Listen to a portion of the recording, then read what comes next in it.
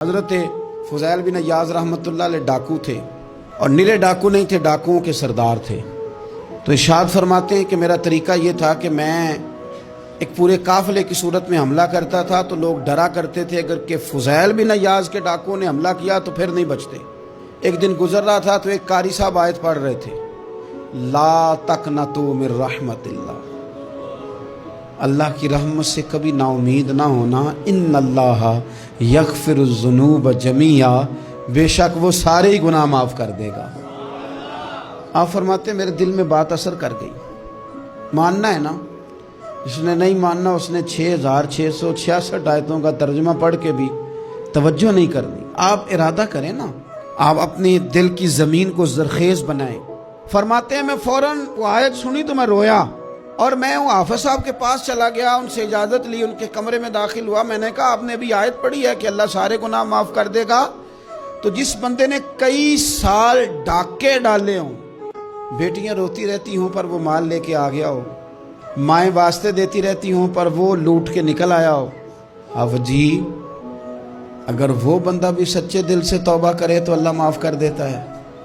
تو آفو جی کہنے لگے میں کون ہوتا ہوں تمہیں کوئی تفسیر بتانے والا، میں نے تو قرآن کی آیت پڑھی ہے، میرا رب کہتا ہے لا تقنطوا من رحمت اللہ، تم نے مایوس نہیں ہونا، تم آ جانا، معافی مانگ لینا، ان اللہ یغفر الذنوب جمیعا، اللہ سارے ہی گناہ معاف فرما دے گا، اللہ سارے گناہ۔ تو یہ تو اللہ فرما رہا ہے۔ فضیل بن عیاض کہتے ہیں میں نے کہا ختم ہو گئی بات، توبہ بھائی۔ واپس آیا تو وہ میرے ساتھ جو تھے نا ان سے میں نے کہا سردار نیا تلاش کر لو بھائی۔ اب ارادے بدل گئے، پروگرام کچھ اور ہو گیا۔ اب تو لوگ ہمیں تانے دیں گے، اب تو لوگ باتیں کریں گے کہ اوتھے کی لین جانا ہے۔ فضیل بن عیاض کہنے لگے بس بھائی توبہ کرنی، اب تم کوئی اور سردار تلاش کر لو۔ اور اوپر سے نہیں کہا، توبہ کی تقریریں نہیں کی، دوسروں کو میسج نہیں بھیجے، اور لیکچر نہیں جھاڑے، رو کے کہا، درد سے کہا، دل سے کہا۔ تو وہ جو باقی کے تھے نا ان پر سردار کی بات کا اثر ہوا، کہنے لگے سردار ہم نے سردار نیا نہیں ڈھونڈنا، اگر چوریاں مل کے کی ہیں تو اب تو اس طرح تو نہ کر، توبہ بھی مل کے ہی کریں گے، اب اللہ بھی مل کے ہی کریں گے، اب بس تو اگر ادھر جائے گا تو ہم بھی تو جائیں گے نا۔ اللہ اکبر۔ فضیل بن عیاض کہتے ہیں ظاہر ہے مال لوٹا کرتے تھے، میں نے مسئلہ پوچھا علماء سے تو انہوں نے بتایا کہ یہ تو حقوق العباد کا مسئلہ ہے، جو لوٹا ہے وہ تو واپس کرنا ہی پڑے گا۔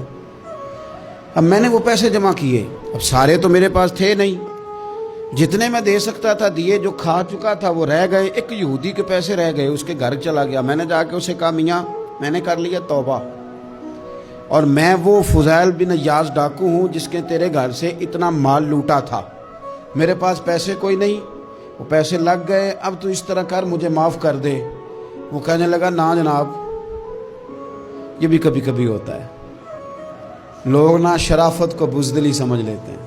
فضیل بن عیاض سے کہنے لگا میں تو پیسے لوں گا، ایسے تو نہیں معاف کرتا۔ آپ فرمانے لگے پیسے تو کوئی نہیں، یہ سچی توبہ ہے۔